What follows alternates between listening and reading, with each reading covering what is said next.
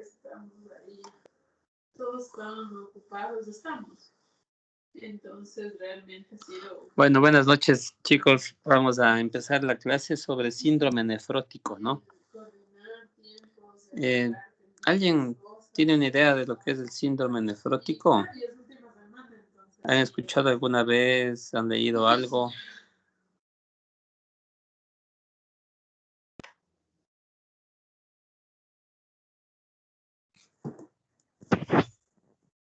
¿Nadie?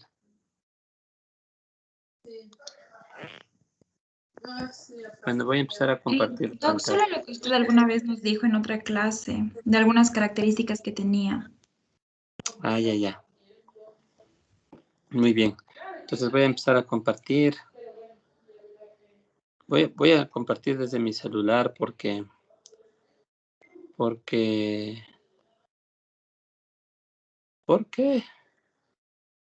me quitaron la computadora. Están ocupando mi computadora, entonces espero reunirme desde aquí. Déjenme ver un ratito nomás. No sé por qué en el PowerPoint no se asoma mi presentación. PowerPoint. ¿Dónde está el PowerPoint? Acá está. ¿Ustedes pueden ver eso? Sí. Aún no se ve nada, Doc. No, Doc. No está proyectando nada, Doc. Nada. A ver. No. A ver. Teams. Compartir. Y ahí dice compartir PowerPoint. Entonces...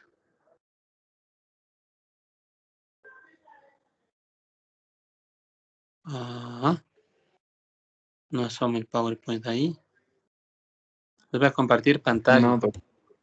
Si entran mensajes, no les paren bola, ¿no?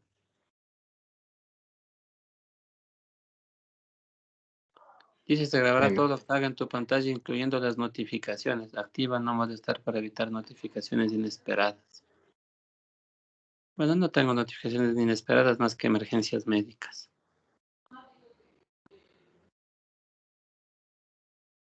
Pero no sale. Compartir pantalla. Comenzar transmisión. Ya. Ahora estoy compartiendo mi pantalla con ustedes. Sí, ¿no es Sí, cierto? Doc. Sí, Doc. Ya. Y entonces me voy a ir a esto. Se están viendo todo mi celular, ¿no es cierto? Y ahí están viendo PowerPoint. Ahí ya ven Sí. PowerPoint. Sí. Sí, Doc. Bueno, esperemos que nos lleguen mensajes raros. Mentira. Ya. Vamos a hablar sobre el síndrome nefrótico. Perfecto. Eso así. Ya. Bueno, en cada clase que yo les presento siempre nos gusta hacer un poquito de recorderis de anatomía y fisiología renal. No porque ustedes no sepan, sino para un poquito acordarnos dónde está la estructura en donde vamos a empezar a estudiar la lesión del riñón, ¿no? Entonces, Doc, acuérdense, disculpe. sí, ¿Cómo está? Le hago una molestia, una sí. pregunta. ¿No desea quizá pasarme las diapositivas y yo le presento mejor? Bueno, si desean, no le están viendo bien, o... No sé si se ve bien, pero... No, sí. Sí está bien, sino que creo que es para comodidad de usted, Doc. Exacto. No, tranquilo, yo estoy viendo aquí bien. Ya. Y miren, así de poner el puntero también. Chévere. No, sí está bien. No, pero luego sí les voy a pasar la presentación para que tengan donde repasar también, ¿no? Ya. Listo, Doc, gracias. Porque hasta pasar, hasta que presentes, vamos a perder tiempo, creo yo. Pero bueno, veamos cómo nos va. Luego, siempre mensajes van a ser únicamente de trabajo a esta hora. Ya. Bueno, los riñones, cumplen funciones excretoras, endocrino-metabólicas y reguladoras, ¿no es cierto? Ya sabemos de eso, todas las funciones que cumple el riñón. Pero acuérdense que el proceso de filtración, o sea, el proceso inicial que es en el glomérulo, cuando vimos esa microscopía electrónica del glomérulo, Ese es el proceso clave, ¿no es cierto? Donde ultrafiltra el plasma y ese plasma ultrafiltrado luego es sometido a procesos de absorción y secreción para formar la orina. Y la parte final de la orina, que es la que se elimina con todo el exceso que no debe estar en nuestro organismo, ¿no es cierto? Entonces, este proceso, como es bien rápido, a veces es poco selectivo y se cumple principalmente en el glomérulo, ¿sí? Entonces, el filtrado prácticamente es del plasma porque viene desde la sangre, pero obviamente no está con células, con elementos celulares. Y no debería estar con proteínas. Acuérdense que las proteínas como la albúmina pesan o tienen un tamaño de 60.000 kilodaltons, ¿no? O sea, 60 kilodaltons, 60.000 daltons. Y estas no pueden atravesar la barrera que presenta el glomérulo en ese ultrafiltrado, es una barrera semipermeable. Entonces permite pasar plasma, pero no debe dejar o no deben pasar proteínas, peor aún células. Y entonces ya solo de este proceso fisiológico normal podemos ya deducir nosotros, y ustedes entenderán que si encontramos células y proteínas, o sea, células me refiero, por ejemplo, a hematíes, ¿no? Por ejemplo, hematuria y proteinuria en una muestra de orina, nos lleva rápidamente a nuestra cabecita que algo está pasando en ese glomérulo. No, o sea, primerito es eso. Luego podemos pensar que algo pasará en el túbulo, algo pasará en el proximal, en el distal, en el astringente, etcétera, etcétera. Pero para que ese hematíe o esa proteína asome en la orina, primerito tuvo que haber atravesado el glomérulo. Entonces, en la membrana basal del glomérulo está pasando algo. Entonces, esta filtración, como es muy rápida, a veces sí pasan proteínas. Y de hecho, acuérdense que tener en una orina de 24 horas es normal encontrar hasta 140 miligramos de proteínas en la orina de 24 horas. Eso es normal, o sea, es fisiológico, ¿sí? Tener 140 miligramos de proteínas en 24 horas. Y entonces, también puede pasar, acuérdense, en glucosa, pueden pasar aminoácidos y pueden pasar algunas células. Pero una vez que atraviesa el glomérulo, en el túbulo proximal existe un proceso de reabsorción. Y esta reabsorción es un proceso muy selectivo. Y es selectivo porque es propio de cada segmento tubular. Empezamos en el proximal, luego hacia descendente, hacia ascendente de Henle, túbulo contorneado distal, túbulo colector. Y en este proceso de reabsorción y secreción tubular se provee a la orina el contenido exacto de los elementos que deben ser eliminados y así se mantiene la osmolaridad urinaria también. Entonces, ya nos vamos enfocando que en el glomérulo puede haber alteraciones y pueden permitir el paso de células y proteínas, y en el túbulo pueden haber alteraciones y no permitir la reabsorción de estas, ¿no es cierto? Bueno, esto toda la unidad funcional del riñón es la nefrona. La nefrona ya saben lo que constituye, el glomérulo, túbulo. Y aproximadamente tenemos 2 millones de nefronas en los riñones, ¿no? Tenemos casi 1 millón por cada riñón. Este es un esquema de la anatomía renal, que ustedes ya lo saben muy bien. Y solo quiero que nos enfoquemos. Sí, sí se acercó, no, sí se hizo zoom. Solo quiero que nos enfoquemos aquí. Aquí, en esta unidad, aquí es donde va a ocurrir cualquier proceso o daño o lesión que vaya a provocar un síndrome nefrótico, ¿sí? Este es un corte histológico. Miren, aquí abajo pueden ver un glomérulo. Les voy a ampliar un poquito, no sé si pueden ver.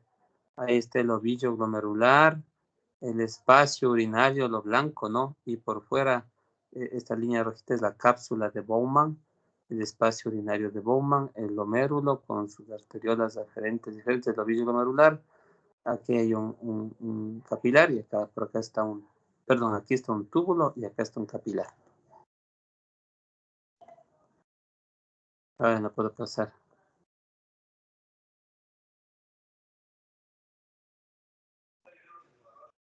Listo, esta es una unidad funcional del riñón, que es la nefrona. Esta, ya saben ustedes, proporcionada por el glomérulo, ¿cierto? Aquí es donde se ocurre el ultrafiltrado plasmático y cae el plasma al espacio urinario y atraviesa y va por el túbulo proximal para procesos de reabsorción hacia descendente de Henle. asa de Henle, rama ascendente del asa de Henle, túbulo contorneado distal, los conductos colectores y el túbulo colector distal. Tenemos la red de capilares peritubulares alrededor del asa de Henle para hacer los procesos de reabsorción. ¿Y qué más tenemos? La aferente, la eferente, ¿no es cierto? Esa es la parte de la nefrona. Entonces, el glomérulo es la primera porción de la nefrona. El ovillo glomerular proviene de la arteria aferente que forma el lecho capilar y luego converge en la arteriola eferente. Y cuando se pasa la sangre a través de este ovillo capilar, este lecho capilar, por un proceso de convección, ocurre el ultrafiltrado. Cada ovillo está dentro del espacio de Bowman y el suministro ultrafiltrado a través de la filtración del plasma, ¿no es cierto? O sea, los ovillos, como vimos aquí en la diapositiva, miren, el ovillo glomerular tiene su espacio de Bowman o el espacio urinario dentro de la cápsula de Bowman, ¿no? Las células endoteliales, entonces, tenemos una capa interna que está dentro de la arteriola eferente del ovillo capilar, que son las células endoteliales, es un endotelio vascular, ¿no? Y estas son perforadas y se asientan sobre una segunda capa que es la membrana basal. Esta membrana basal es compacta, tiene unas hendiduras entre una célula y otra, pero estas hendiduras tienen un tamaño tal que no deja pasar células. Y por debajo es como 3 pisos, ¿no? El endotelio está aquí, la sangre está aquí, el endotelio está en esta primera línea, la membrana basal está acá abajo y por fuera está tapizada la membrana basal por las células epiteliales. Y estas células epiteliales tienen unas prolongaciones digitiformes que se llaman los podocitos, ¿sí? Esto es lo que se forma, estas 3 capas forman la membrana de filtración glomerular, es decir, que para que una célula o una proteína pase desde la sangre tiene que atravesar el endotelio, la membrana basal y los podocitos, las células epiteliales. Esta es una fotografía de un glomérulo normal. Y entonces miren ustedes aquí van a encontrar lo que estamos indicando, ¿no? Y tenemos aquí el ovillo glomerular. Miren ustedes cómo está el ovillo glomerular. Por dentro está el endotelio. Sí, por dentro está el endotelio en este ovillo. La membrana basal está bordeando esto que ustedes ven aquí. Está el espacio de Bowman, este espacio blanco urinario, ¿sí? Y tenemos estas células que ustedes ven, estas en color más oscuro. Déjenme ver si puedo abrir más. Sí, estas células que ustedes ven aquí, estas células con estos espacios también color más oscuro, son las células mesangiales. Las células mesangiales son las que dan el soporte, es como un soporte gelatinoso para el glomérulo, ¿sí? Y acá al lado miren cómo está un túbulo, ¿no? La luz de un túbulo, miren aquí, perdón, miren aquí la luz de un túbulo con las células del túbulo proximal, miren, ¿sí? Este es un capilar, este que está con el círculo son capilares, capilares y otro túbulo, ¿sí? Entonces, la pared del capilar glomerular, vamos a ir desde adentro hacia afuera, ¿no? La pared del capilar glomerular consiste en una capa de células endoteliales fenestradas. La membrana, luego viene la membrana basal glomerular, les decía, es una capa central gruesa, lámina densa. Tiene varias láminas, ¿no? Una lámina densa, que es la capa externa. Una lámina rara interna y una lámina rara externa, así se llaman. Acuérdense que la capa central densa está en contacto, esta gruesa densa está en contacto con las células endoteliales. Luego viene una lámina rara interna y luego una lámina rara externa, que esa está en contacto con los podocitos o las células epiteliales. Esta lámina rara externa está constituida por colágeno. Y ustedes entenderán que donde hay colágeno puede haber reacciones inmunológicas, ¿sí? También está constituida por laminina, fibronectina y glucoproteínas. Donde hay glucoproteínas puede haber reacciones inmunológicas. Entonces hay muchas enfermedades que pueden formar anticuerpos contra el colágeno tipo 4, contra las glucoproteínas de la membrana basal y entonces provocar un proceso inflamatorio a este nivel disrumpir esas uniones que tiene la membrana basal, provocar un proceso inflamatorio, aumentar el espacio en esta membrana y va a permitir el paso y la filtración de proteínas. Luego les decía que está unida, se une a las células epiteliales, viscerales o podocitos, y luego encontramos las células mesangiales que les dije que están como una matriz gelatinosa dando un soporte al glomérulo. Y esta es una foto bonita que es muy ilustrativa y que nos va a llevar a esas capas desde la parte interna hasta la parte externa. Primero lo vamos a ver aquí, miren. Ahí no se queda quieto esto. Ya, miren, ahí tenemos, ¿no?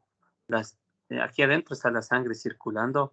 Y miren cómo están las células endoteliales, las que están en contacto con la sangre, y son fenestradas, son agujeradas, tienen agujeros, ¿sí?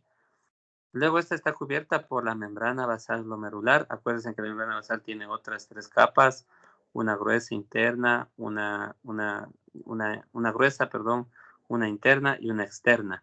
Y esta externa está en contacto con la parte epitelial que contiene estas prolongaciones como dedos, pues se llaman podocitos, ¿no? Unas prolongaciones podálicas como dedos de pie, que son los podocitos. Entonces, si ese es un corte así del ovillo glomerular, ¿no?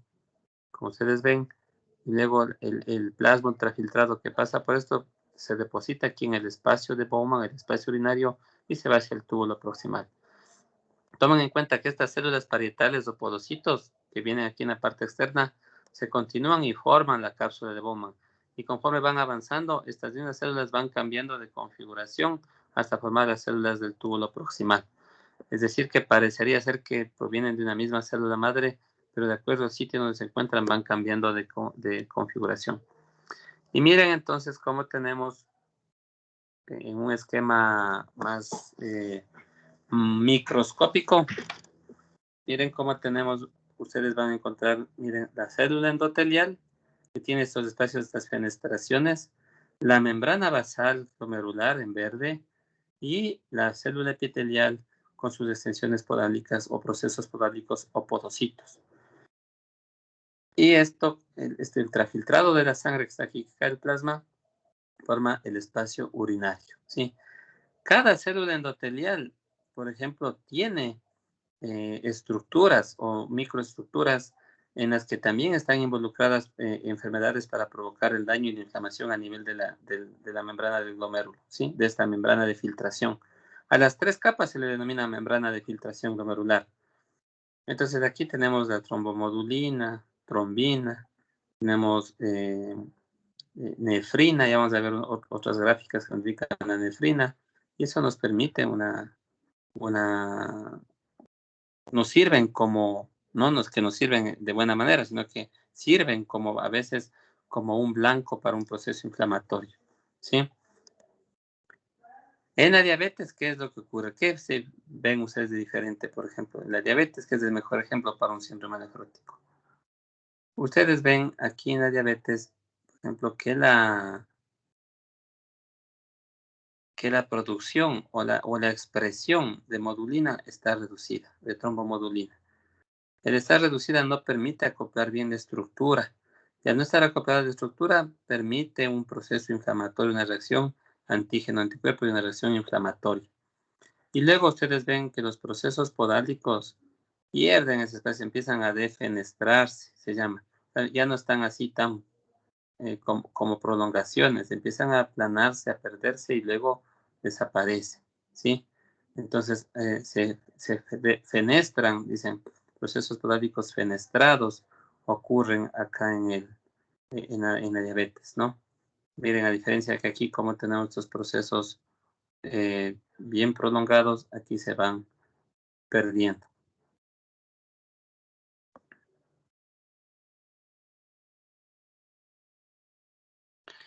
Entonces les decía que si la principal característica de esta membrana de filtración glomerular es su permeabilidad, pues es permeable, sí, pero para el agua y para solutos pequeños. Y tiene que ser impermeable a las moléculas de mayor tamaño, como la albúmina. Por ejemplo, moléculas de 50.000, 60.000 Daltons, ¿no? Y la permeabilidad selectiva le permite al glomérulo, porque estas células también, además del tamaño, también discriminan de acuerdo a la carga eléctrica. Entonces, si viene una molécula cargada negativamente, también la repele. Entonces, esta enfermedad tamaño, carga y configuración, ¿sí? Entonces, no solo dependemos del tamaño, sino de la carga eléctrica que tiene la molécula y la configuración que tiene esa molécula. Entonces, el podocito, ya nos fuimos al otro lado, recuerden dónde está el podocito, hacia la parte parietal, tiene un papel crucial en generar una función de barrera de la filtración glomerular. La membrana basal también, y la célula endotelial, acuérdense que ya tiene sus espacios amplios, fenestrados, pero que no dejan pasar moléculas grandes. Les decía que hay muchas sustancias que forman parte de esto, la trombomodulina, decía que también hay la nefrina, que es un componente principal de un sitio, de una hendidura que se encuentra en los podocitos. Y entonces hay enfermedades también que afectan a manera de reacción antígeno-anticuerpo, atacan a la nefrina y forman anticuerpos contra la nefrina, provocando un daño en el proceso, ¿sí? Las moléculas de nefrina de los podocitos adyacentes se unen unas con otras mediante puentes disulfuro. Entonces ya entenderán ustedes que si es que estas moléculas son atacadas por un anticuerpo y por una reacción inflamatoria, se rompen esos puentes disulfuro, ¿sí? Y al romperse los puentes disulfuro, disrumpe esta unión, provoca una mayor separación y permite entonces el paso de lo que no debería pasar, de las células de la proteína, ¿sí? La nefrina y las proteínas asociadas, incluyendo la podocina, mantienen la permeabilidad selectiva de la barrera de filtración glomerular. Y si, por lo tanto, entonces, alteraciones de la nefrina, sea por procesos de antígeno-anticuerpo, conformación de anticuerpos, o por procesos o alteraciones genéticas en la nefrina, en mutaciones, pueden llevar a la producción de un síndrome nefrótico. Creo que tengo un gráfico bonito. Aquí está.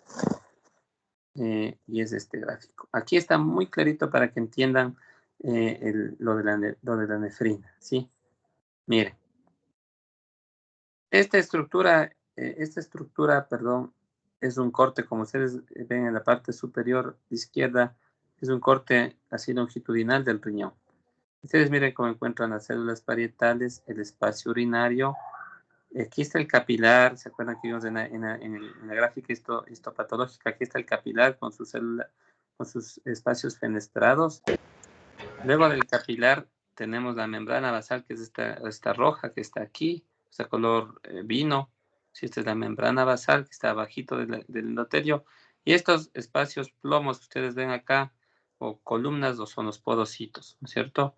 Las verdes de aquí en el centro son las células mesangiales que son de coloide, que dan soporte al glomérulo, ¿sí? Entonces, miren lo que va a ocurrir, ya un poco más microscópico.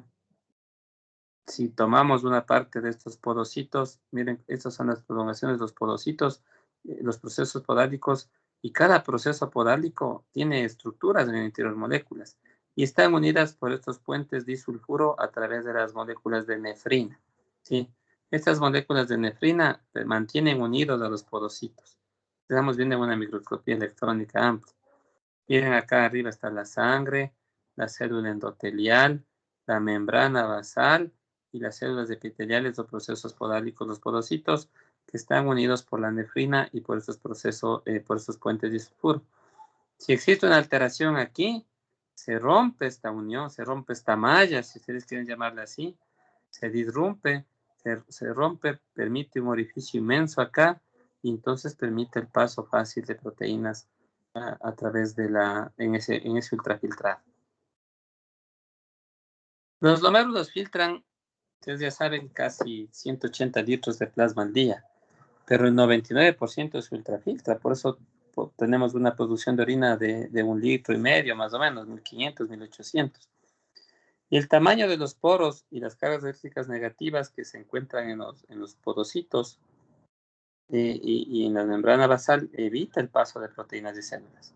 Entonces, como ya he venido diciéndoles, cualquier alteración glomerular, sea en el endotelio, o sea, una vasculitis, por ejemplo, sea en la membrana basal, que vamos a ver glomerulopatías, por ejemplo, membranosas, que se llaman cuando se afecta la membrana basal, sea en los podocitos, las verdaderas podocitopatías, como la glomerulosclerosis focal y segmentaria, la enfermedad de cambios mínimos, la nefropatía IgA, o sea, alteraciones incluso en las células mesangiales con hipercelularidad en las células mesangiales y depósitos de anticuerpos en las células mesangiales como la nefropatía IgA, van a provocar alteración o pérdida de esta selectividad en la permeabilidad del glomérulo, y esto permite que aparezcan en la orina proteínas plasmáticas y células sanguíneas, es decir, hematíes y albúmina, que no debería existir normalmente.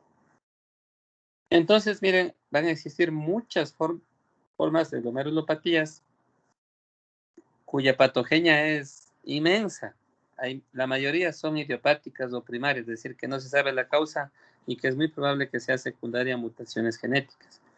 Pero también hay otras que se llaman esas son las glomerulopatías primarias o idiopáticas. No sabemos la causa, es probable que sean mutaciones genéticas y se han identificado por ahí a veces anticuerpos o reacciones inflamatorias contra la nefrina, contra el podocito, contra la trombomodulina, contra la misma membrana basal, pero sin una causa aparente desencadenante. Y luego tenemos las glomerulopatías secundarias, que esas sí tienen una causa propia, que puede ser infecciosa, exposición luego de exposición a toxinas, autoinmunitarias, como en el lupus eritematoso sistémico, pueden ser ateroscleróticas, como en hipertensión arterial, ¿sí? Embolígenas, trombosis, o secundarias alteraciones histológicas propias de la diabetes mellitus. ¿Sí? Entonces, quiero que quede claro que las alteraciones o las enfermedades glomerulares provocan un síndrome nefrótico cuando afectan a una de esas tres, a esa barrera de filtración glomerular que hemos visto, que está constituida por células endoteliales fenestradas, membrana basal glomerular y células epiteliales viscerales que se llaman podocitos. Y cualquier patología que afecte a una de esas capas va a determinar un tipo de enfermedad glomerular, incluyendo las células mesangiales, que son el soporte gelatinoso para este glomérulo. Entonces vamos a tener un gran grupo de glomerulopatías que se llaman primarias, en las que no encontramos una causa aparente, y dentro de estas glomerulopatías primarias puede estar una glomerulopatía membranosa, si es que afecta a la membrana basal glomerular, una vasculitis si afecta al endotelio capilar, una glomerulopatía, una podocitopatía, como la glomerulosclerosis focal y segmentaria, si es que está afectado los podocitos, una glomerulonefritis membrano proliferativa, si es que existe alteración en las células epiteliales viscerales del glomérulo, y glomerulopatías mesangiales, como la nefropatía IgA, que es la más frecuente, si es que existe alteración en el mesangio del glomérulo. Entonces, de acuerdo al sitio, vamos a tener las glomerulopatías. Desde mencionado, las más importantes o las más frecuentes. Luego tenemos las glomerulopatías secundarias. Y también existe glomerulopatía membranosa, si es que está afectando la membrana basal glomerular. Cuando no sabemos la causa es primaria. Pero, por ejemplo, si yo tengo una causa en una membranosa por lupus, o sea, tengo una nefropatía lúpica y tengo en el histopatológico afectada la membrana basal celular de forma importante, se llama glomerulopatía membranosa difusa, entonces lupus clase 5. Pero tengo la causa, por eso es secundaria. Puedo tener una glomerulopatía membranosa en la diabetes mellitus. Puedo tener una glomerulosclerosis focal y segmentaria secundaria a hipertensión arterial. Puedo tener glomerulosclerosis focal y segmentaria secundaria de infección por VIH. ¿Sí, sí me entienden, chicos? O sea, las glomerulopatías secundarias son las mismas que las primarias, o sea, membranosa, mesangio capilar, membrano proliferativa, mesangial, glomerulosclerosis focal y segmentaria, pero son las mismas tres primarias, pero que aquí tenemos una causa identificada, ¿sí? Una causa identificada, un depósito antígeno-anticuerpo, una reacción autoinmune, como en el lupus eritematoso, una vasculitis, puede ser, por ejemplo, una vasculitis pulmón-riñón, ¿sí? Un Goodpasteur, ¿sí me entienden? No sé si está claro hasta aquí, antes de seguir avanzando y antes de ver cada una de las glomerulopatías. O sea, no sé si tienen alguna pregunta.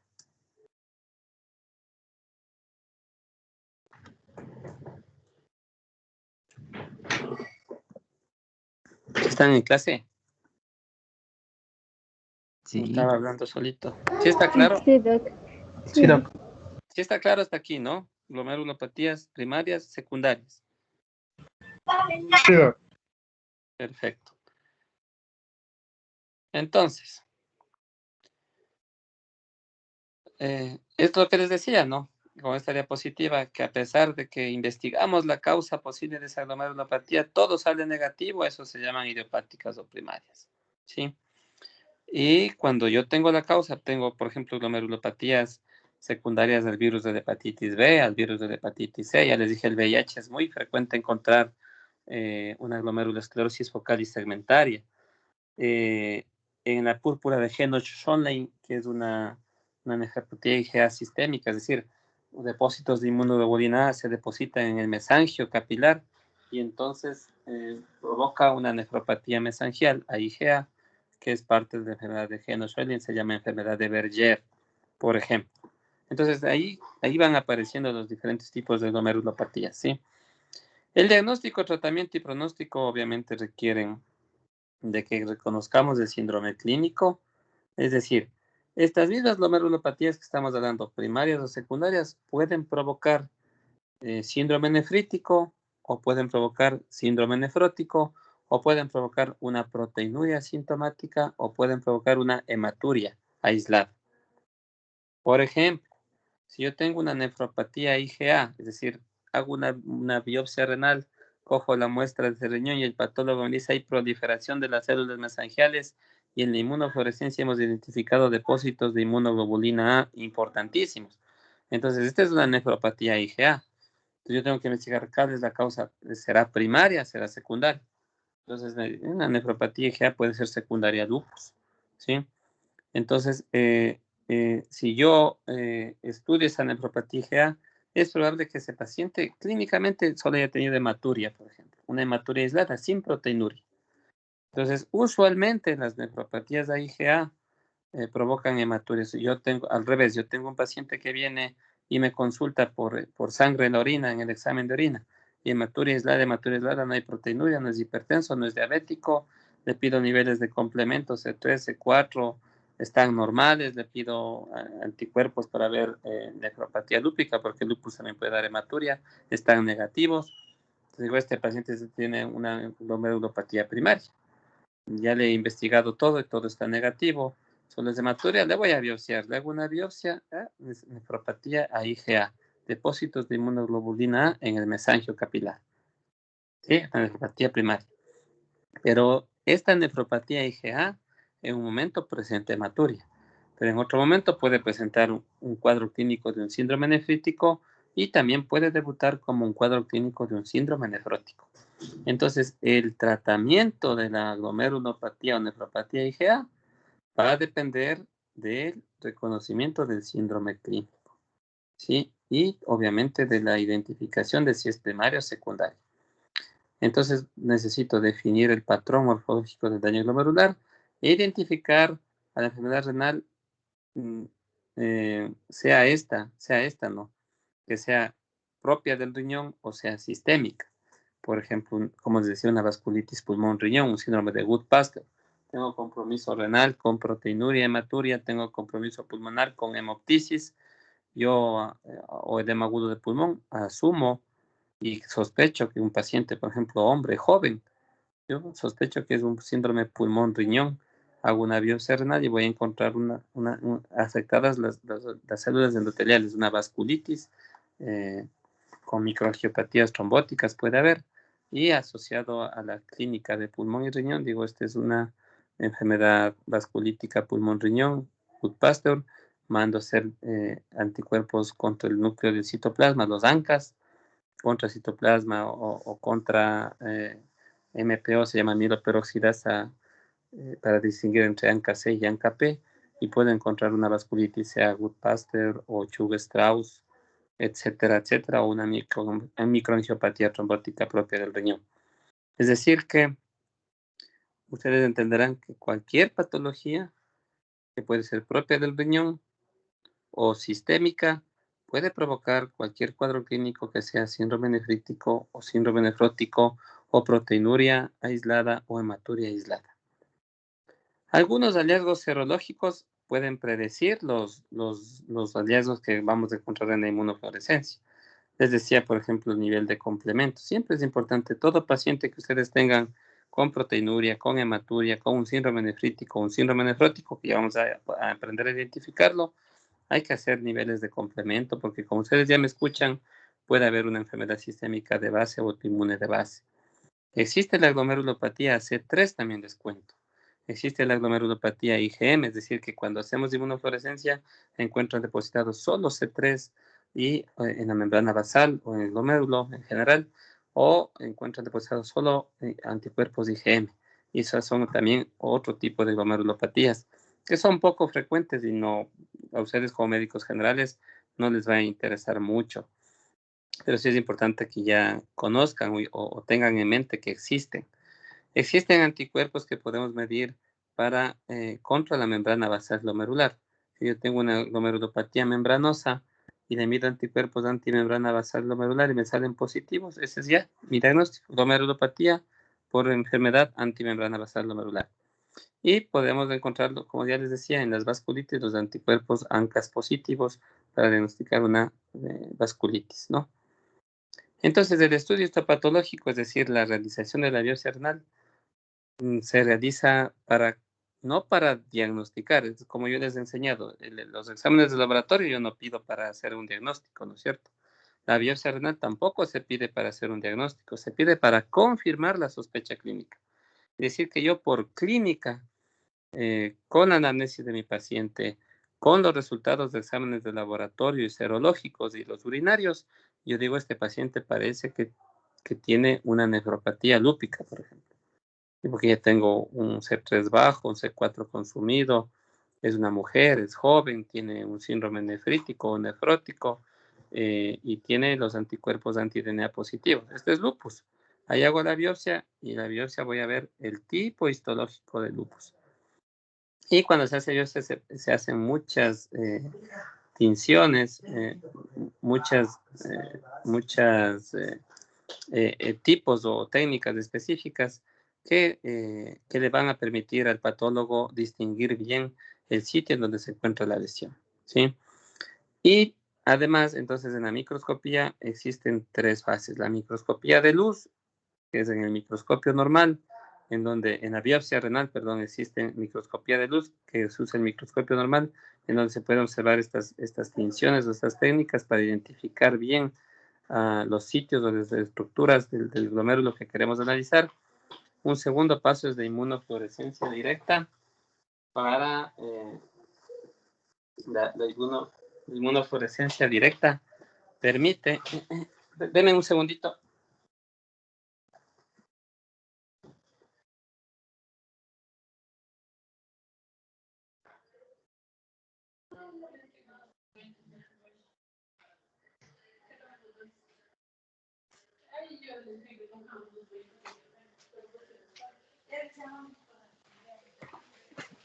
Perdón, chicos.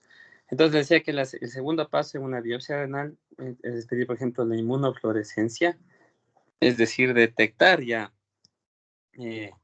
el depósito de anticuerpos y con tinciones específicas, saber qué tipo de anticuerpos están depositados, IgM, IgG, C3, o sea, qué factores de complemento están depositados también, C3, C1Q, etcétera, etcétera. Y finalmente, la última que se aplica es la microscopía electrónica, que permite ya identificar cosas más específicas como las podocitopatías y que en nuestro país no tenemos disponible microscopía electrónica. Hay una enfermedad que se llama enfermedad de cambios mínimos y tiene ese nombre porque cuando hacemos y puede manifestarse como un síndrome nefrótico, o sea, con una amplia proteinuria y algunas alteraciones. Es frecuente en niños la enfermedad de cambios mínimos. ¿Y por qué se caracteriza? Porque en la microscopía de luz, en todo esto puede estar normal, puede ser reportada como normal. En inmunofluorescencia no hay depósitos de complejos de antígenos, de anticuerpos ni niveles de complemento, es muy escaso. Pero entonces este síndrome nefrótico con una microscopía de luz de inmunofluorescencia normales se denomina enfermedad de cambios mínimos, que cuando a esta se le aplica una microscopía electrónica se encuentra unas alteraciones mínimas pequeñas en los podocitos, pero con microscopía electrónica. Sí, entonces a esa se llama enfermedad de cambios mínimos. Ese es un tipo de glomerulopatía. Usualmente es primaria porque es idiopática, no se sabe la causa en el 97%. Ahora, estamos claros hasta aquí. Bueno, hemos visto la estructura del riñón, hemos visto cuáles son las 3 capas importantes en la barrera de filtración glomerular que pueden ser blanco de un proceso inflamatorio y que esto va a provocar un síndrome nefrítico o un síndrome nefrótico por pérdida de proteínas, sangre y otras células. Hemos aprendido a diferenciar en general las glomerulopatías primarias de las secundarias y hemos aprendido que cualquier glomerulopatía puede provocar, o una misma glomerulopatía puede provocar cualquier tipo de síndrome nefrótico en algún momento de la vida de ese paciente. Ahora vamos a saber cuáles son estos síndromes clínicos y esto sí me interesa que ustedes como médicos generales sepan identificar muy bien. El síndrome nefrótico, su característica principal es que tiene que haber, o sea, obligatoriamente existe pérdida de la selectividad glomerular, es decir, es la proteinuria, ¿sí? Se pierde definitivamente la selectividad de la membrana de filtración y aparecen proteínas en orina. ¿Pero qué características tienen estas proteínas en orina? Pues que sean mayores, y este es un valor exacto, ¿no? Mayor, y eso tienen que saber de memoria, mayor de 3.5 gramos en orina de 24 horas. Es decir, más de 3.500 miligramos.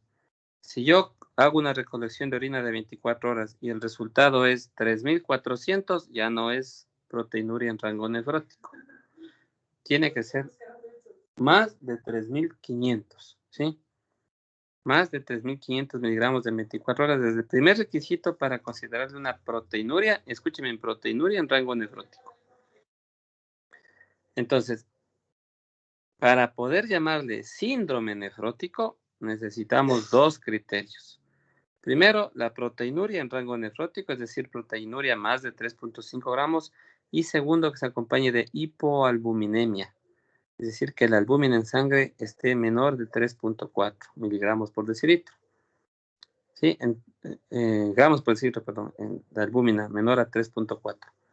Entonces, cuando yo en un paciente tengo proteinuria mayor de 3.5 gramos e hipoalbuminemia juntas, a eso le llamo yo síndrome nefrótico.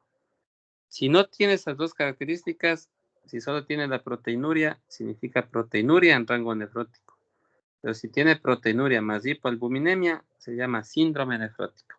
Y ya vamos a ver qué otros signos y síntomas corresponden al síndrome nefrótico, que es facilito diagnosticar. Entonces, la característica principal del síndrome nefrótico es la proteinuria, que tiene que ser más de 3.5 gramos. Y esta proteinuria, ¿de dónde proviene? ¿Qué pasa? Primero, pérdida de la selectividad glomerular. Luego puede ser una insuficiencia del túbulo para resolver lo que está cayendo, pero como es una pérdida importantísima de proteínas desde el glomérulo, el túbulo se hace mismo insuficiente para reabsorberlo. Y también puede ocurrir por rebosamiento, no solo porque yo estoy con proteínas normales de mi sangre y empiezo a perderlas, sino que puedo tener también una excesiva cantidad de proteínas en el plasma y por ejemplo, puede ser un mieloma múltiple. Por ejemplo, el síndrome nefrótico es frecuente en el mieloma múltiple cuando encontramos proteínas, pero son proteínas de cadena liviana en la orina. Entonces empiezan a filtrarse, pero porque están en excesiva cantidad en el suero, en el plasma. Entonces empiezan a aparecer en la orina, ¿sí? Dentro de las etiologías primarias del síndrome nefrótico, pues tenemos algunas glomerulopatías que ya hemos mencionado, o sea, causas del síndrome nefrótico primarias, la enfermedad de cambios mínimos, la glomerulosclerosis focal y segmentaria, la glomerulonefritis membranosa y la membrana proliferativa, o mesangio capilar, se lo que está afectado el mesangio y los capilares. Miren, 4 glomerulopatías primarias que pueden causar síndrome nefrótico. Y dentro de las secundarias principalmente la diabetes. La diabetes mellitus puede provocar una glomerulopatía secundaria que lleva a un síndrome nefrótico. El lupus eritematoso sistémico también puede provocar un síndrome nefrótico. Entonces, la biopsia renal va a ser importantísima para poder aclarar el origen y por lo también determinar el tratamiento y el pronóstico de estas patologías. Es decir, yo tengo un paciente con síndrome nefrótico y si es que es de origen primario, no puedo pues por clínica diagnosticar. Bueno, les voy a enseñar un poquito a diagnosticar por clínica y por rasgos epidemiológicos cuál de estas patologías puede ser y cuando veamos cada una de estas. Pero así, al 100% estar seguro con un examen de sangre saber cuál es, no. Hay que hacer una biopsia renal para que la biopsia nos indique cuál de estas patologías es la causante de este síndrome nefrótico y entonces me oriente para darle un tratamiento adecuado. Aquí está un cuadrito de etiología de síndrome nefrótico. No sé si ustedes pueden ver, pero yo no puedo ver aquí. Será que ya es mi presbicia, pero miren, en glomerulopatías primarias, cambios mínimos, esclerosis focal y segmentaria, membranosa y membrana proliferativa. En glomerulopatías secundarias, todas las enfermedades pueden dar síndrome eritematoso sistémico, las enfermedades mixtas del tejido conectivo, las vasculitis como el Goodpasteur, pulmón-riñón, dermatitis, las infecciosas como la sarcoidosis, las artritis reumatoideas, la Heno-Schönlein, la diabetes, el síndrome de Alport, que es un síndrome de afectación glomerular en el riñón acompañado de sordera en jóvenes y que usualmente te termina deteriorando inmediatamente el riñón y lleva a diálisis rápidamente. Hipotiroidismos pueden dar también síndromes nefróticos. Acá tenemos otro tipo de enfermedades infecciosas. Encontraremos las bacterianas, las víricas, entre otras. O sea, todas las neoplasias es importante, ¿verdad? Pacientes, y hemos diagnosticado a veces pacientes que vienen con síndrome nefrótico, no le encontramos ninguna causa y es obligatorio, por ejemplo, todo paciente con glomerulopatía membranosa y sea mayor de 50 años, peor si es hombre, hacer endoscopía digestiva alta y colonoscopía. Y ustedes encuentran ahí el tumor. Sí, tumores sólidos, linfomas, leucemias. Todos estos tumores pueden provocar un síndrome nefrótico por glomerulopatía membranosa. Cuando estudiemos glomerulopatía membranosa, vamos a ver la primaria y cuando hablemos de secundaria, la principal causa de glomerulopatía membranosa secundaria son las neoplasias. Yo recuerdo mucho un paciente que tuve hace unos 10 años que vino con síndrome nefrótico, le diagnostiqué el síndrome nefrótico, hice estudios de complemento, lupus, todo salió negativo, le hice la biopsia renal, en la biopsia renal me salió glomerulopatía membranosa. Las glomerulopatías membranosas, cuando hablemos, van a ver que se caracterizan no por proteinurias de síndrome nefrótico, o sea, de esas de 4 gramos, 5 gramos. Los pacientes vienen con 15 gramos, 16 gramos de proteinuria. O sea, son proteinurias pesadas que se llaman. Entonces ven un varón mayor de 50 años con proteinuria de 10 gramos, 15 gramos. Piensen en glomerulopatía membranosa primerito, antes de hacer una biopsia. Apuesten 100 a 1, hacen la biopsia, sale glomerulopatía membranosa. Y busquen e investiguen un cáncer, una neoplasia de base. Y yo recuerdo a este paciente que no encontré nada en primario, me salió glomerulopatía membranosa, al empezar el tratamiento, busqué endoscopía, colonoscopia, no hubo nada de cáncer y de pronto a los 4 o 5 meses de tratamiento apareció un cáncer en el labio. Mandé a Solca, interconsulta al oncólogo, le extirparon el cáncer del labio y se arregló la glomerulopatía membranosa. El tratamiento en el caso de ser secundaria a neoplasia es curar la neoplasia o dar tratamiento, ¿no? Entonces, un cáncer del labio me dio un síndrome nefrótico y se le diagnosticó a partir del síndrome nefrótico y estábamos buscando un cáncer por ahí escondido. Los fármacos también pueden provocar síndromes nefróticos. Hay que estar muy atentos a los fármacos que estén usando. Esta diapositiva les dejo, bueno, ahí les voy a pasar para que le tengan muy en mente. Lo que yo quiero llevarles aquí a ustedes es que cuando yo tengo un paciente con síndrome nefrótico, las causas son inmensas, así que la clínica va a mandar mucho para encontrar la causa, ¿sí? Este síndrome nefrótico, entonces ya dijimos que tiene que incluir una proteinuria mayor a 3.5 gramos en 24 horas. Estamos hablando de adultos, ¿no? En niños son otros valores. Ni me acuerdo, ni me he dedicado a ver eso, porque ya no veo niños. Pues ya desde que tenemos nefrólogos pediatras, ellos se dedican a Dios. Yo tengo un niño con síndrome nefrótico, le mando al nefrólogo pediatra, ya no me dedico a estudiarle yo.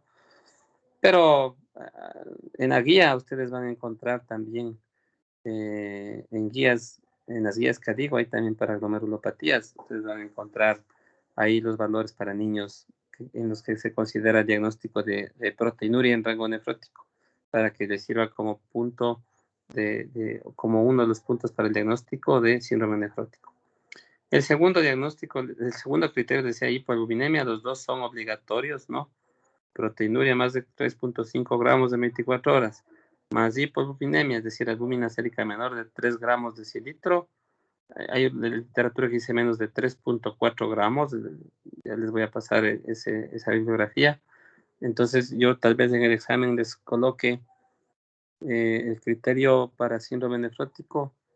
Ustedes tienen que colocar proteinuria masiva mayor de 3.5 gramos e hipoalbuminemia menor a 3.4 gramos, ¿sí?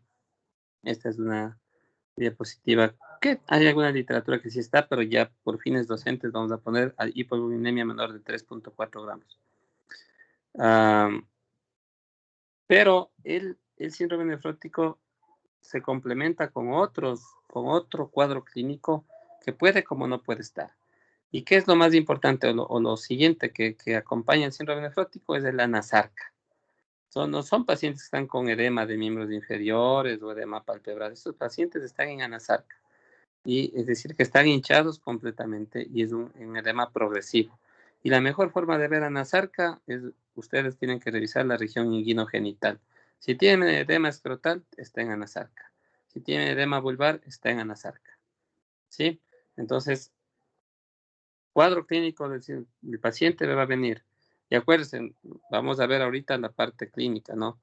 Yo no voy a ver todavía exámenes. En la parte clínica vamos a tener un paciente que acude o consulta por edema generalizado o anasarca, se le examinan y está en anasarca, le toman la presión arterial y usualmente está normotenso, ¿sí? Está normotenso. Y cuando el paciente está hipertenso es por exceso de cantidad de líquido, por exceso de volumen en el anasarca. Pero el 80% de estos pacientes son normotensos, a pesar de que están bien cargados de líquidos.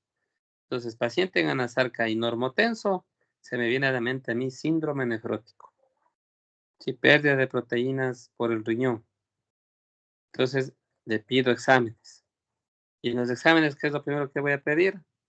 Albúmina en sangre, para ver si tiene la hipoalbuminemia, y proteinuria en orina de 24 horas, para ver el rango, si ese rango está en rango nefrótico. Con estos dos examencitos, yo ya hago el diagnóstico de síndrome nefrótico. Clínica de anasarca y normotensión, que puede estar acompañado de oliguria o no.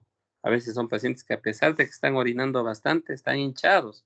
Es decir, que sí orina, pero están edematosos, pero por la pérdida de proteínas. ¿Sí? Entonces están anasarca, luego tengo proteinuria más de 3.5 gramos y hipoalbuminemia. Este es un síndrome nefrótico y puedo pedir complementos, exámenes complementarios que me van a ayudar a soportar mi diagnóstico. Y estos pacientes se caracterizan por hiperlipidemia, es decir, elevación de colesterol y triglicéridos y lipiduria. Son pacientes que están con 400, 500 de colesterol, 300, 400 de triglicéridos y esto es consecuencia del síndrome nefrótico. Ya vamos a ver por qué la fisiopatología. Luego van a tener trastornos de la coagulación. Los pacientes con síndrome nefrótico están propensos a formar trombos. Entonces vienen a veces con trombosis venosas profundas, con trombos en miembros inferiores, con dolor y de un miembro que está trombosado. Eso es parte del síndrome nefrótico, pero no es condición, ¿no? ¿Qué quiero decir con esto? Que si yo tengo una proteinuria más de 3.5, una hipoalbuminemia y no tengo hiperlipidemia, no significa que no tiene síndrome nefrótico. Y al revés, tengo anasarca, hiperlipidemia, una pierna trombosada, pero la proteinuria está menor a 3.5 o no tengo hipoalbuminemia, entonces ese sí no es síndrome nefrótico, ¿sí? Puede haber compromiso de la función renal o no, puede haber sangre en la orina o no, es decir, puede haber hematuria, y la hipertensión puede haber en un 10% de los casos. ¿Sí está claro, chicos, hasta aquí el síndrome nefrótico? Sí, doc. Muy bien. Entonces, en la siguiente clase vamos a ver por qué se produce el edema, por qué la hiperlipidemia y por qué la trombosis. Pero quiero que ustedes vengan leyendo. Ese va a ser un prerequisito para tener a los tiempos un prerequisito el próximo martes, porque este jueves cerramos caso clínico, ¿no? El caso clínico estaba facilito, lo vamos a cerrar el jueves. Y el próximo martes vamos a hablar sobre la fisiopatología del síndrome nefrótico, o sea, entender en nuestra cabeza, vamos a saber por qué ese paciente se hematizó, por qué el colesterol y los triglicéridos están altos y por qué forma trombos del paciente con síndrome nefrótico. Quiero que vengan repasando como un prerequisito, ¿sí? ¿Alguna pregunta hasta aquí? No, doc. Muy bien, entonces déjenme ir a Teams. ¿Dónde está el Teams? Déjenme ver el Teams. Y dejo. Listo. Entonces, creo que está claro lo del síndrome nefrótico, ¿no es cierto? O sea, con la parte inicial, está claro lo de glomerulopatías primarias y secundarias. Es decir, estamos entrándonos en el tercer gran síndrome, que son glomerulopatías, que ustedes sí van a tener pacientes de este tipo, pero acuérdense que va a ser el 10% de sus pacientes nefrópatas. Ya el 80% fueron crónicos, el 10% agudos, y ahora este 10% van a acudir a ustedes para que ustedes les identifiquen un síndrome nefrótico o un síndrome nefrítico, que ya investigaremos luego, y que le asocien a una glomerulopatía y le refieran. Todos estos pacientes son de referencia o transferencia para el nefrólogo. El médico general tiene que saber aprender a tratar los primeros días, pero hasta que le atienda un nefrólogo a este paciente, porque como ustedes ven, terminan con biopsia renal y eso hace el nefrólogo. Sí, pero la parte clínica inicial necesito que aprendan bien. Con la siguiente clase acabamos con el martes. Bueno, yo creo que el jueves, si cerramos rápido el caso clínico, podríamos culminar síndrome nefrótico para el otro martes y haber síndrome nefrítico. Veamos cómo nos va en el caso clínico, que estaba facilito, ¿no? Entonces nos vemos el día jueves, chicos, para caso clínico. María Emilia, ¿quieren? No, tenemos que ver por separado porque vamos, en casos clínicos sí vamos a diferente ritmo, no vamos al mismo ritmo entre los dos grupos. El jueves sí tenemos 2 horas diferentes de clase, ¿sí? Verán, el día jueves yo tengo que dar una conferencia a las 8, ¿no? 8 de la noche. No sé si vieron en mi WhatsApp, puse ya alguna publicación, pero voy a mandar la invitación a los 2 representantes. Va a haber un lanzamiento de unos filtros de hemoperfusión y me han pedido que dé una charla. Entonces les voy a mandar la invitación hoy a María Emilia y a Paul. ¿Sí está Paul? Sí, no. Para que les pasen a todos sus compañeros y ustedes pueden conectarse también a la charla el jueves a las 8 de la noche. Entonces apenas terminemos clases, tengo yo enseguida que ya prepararme para dar esa charla. Vamos a hablar sobre hemoperfusión, que es una de las técnicas de terapias extracorpóreas que se utiliza en pacientes intoxicados y con algunos con fallo renal agudo, con síndrome hiperinflamatorio, con sepsis, etcétera. Que sí me gustaría que sepan algunos tipos de técnicas dialíticas. Vamos a compartir la conferencia con un doctor, se llama Tiago Reis de Brasil, y por Ecuador voy a estar yo para que ustedes asistan a la charla, ¿no? No es obligatoria, si desean asisten, pero sería importante que sea parte también como complemento de sus clases. ¿De acuerdo? Sí, doc. Listo, chicos, entonces nos vemos el día jueves para cerrar casos clínicos en cada curso y para el martes vengan estudiando por qué el edema del síndrome nefrótico, por qué la hipertrigliceridemia y por qué los fenómenos trombóticos. Pasen bien, tengan buena noche. Gracias. Gracias. Hola, Godoy. Gracias. Les paso ahorita la invitación para el Zoom del jueves.